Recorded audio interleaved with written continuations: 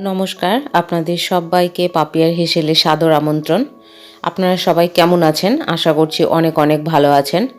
আজকে আবার একটি দুর্দান্ত স্বাদের রেসিপি নিয়ে হাজির হয়ে গেছি।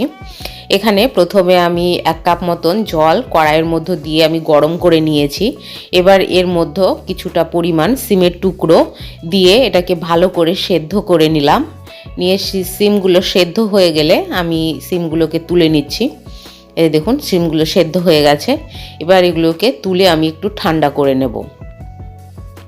আর এই সিমের রেসিপিটি গরম গরম ভাতের সঙ্গে খেতে অপূর্ব লাগে। অবশ্যই আপনারা বাড়িতে একবার ট্রাই করবেন। কেমন লাগলো কমেন্টের মাধ্যমে জানাবেন। লাইক করবেন, শেয়ার করবেন বন্ধুবান্ধব আত্মীয়দের মাঝে। আর সাবস্ক্রাইব করে অবশ্যই আমার পাশে থাকবেন। এই যে দেখুন মোটামুটি সিম আমার তোলা রেডি। আর এখানে একটুখানি ঠান্ডা করে নিয়েছি। আর এখানে আমি মিক্সিং জারের ভেতরে সিমগুলোকে দিয়ে দিয়েছি। আর এখানে 3টে কাঁচা লঙ্কা, আপনারা যেরকম ঝাল খান সেরকম ঝাল নিয়ে নেবেন। আমি 3টে কাঁচা লঙ্কা দিয়েছি, হাফ টিস্পুন সর্ষে দিয়েছি, আর তার সঙ্গে তিন কোয়া মতন রসুন দিয়ে এটাকে ভালো করে পেস্ট করে নিয়েছি। এইবারে কড়াইয়ের মধ্যে দিয়ে দেব সর্ষের তেল।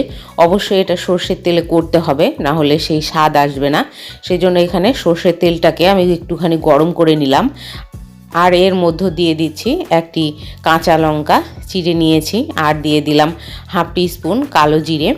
দেবার পর এখানে 3-4 কোয়া রসুন আমি একটু কুচিয়ে নিয়েছি, সেটাকে দিয়ে দিলাম তেলে।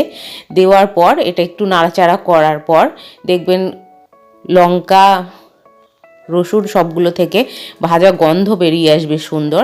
সেই সময় আমি বেটে রাখা সিমটাকে এর মধ্যে দিয়ে দেব। দিয়ে এটাকে ভালো করে কন্টিনিউ নাড়াচাড়া করে এটাকে ভালো করে কষিয়ে নিতে হবে।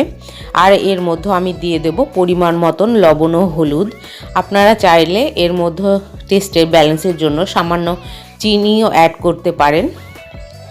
এই যে দেখুন লবণ হলুদ দেওয়ার পর এটাকে লো ফ্লেমে মিনিট 5-7 মতন ধরে আমি কষিয়ে নেব।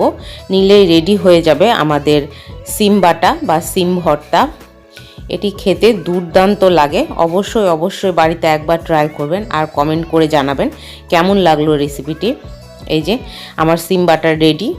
এবার আমি সার্ভ করে দিয়েছি। এটি গরম গরম ভাতের সঙ্গে অপূর্ব লাগে তার স্বাদ। এই যে, আর আমার সম্পূর্ণ ভিডিও দেখার জন্য আপনাদেরকে অসংখ্য ধন্যবাদ।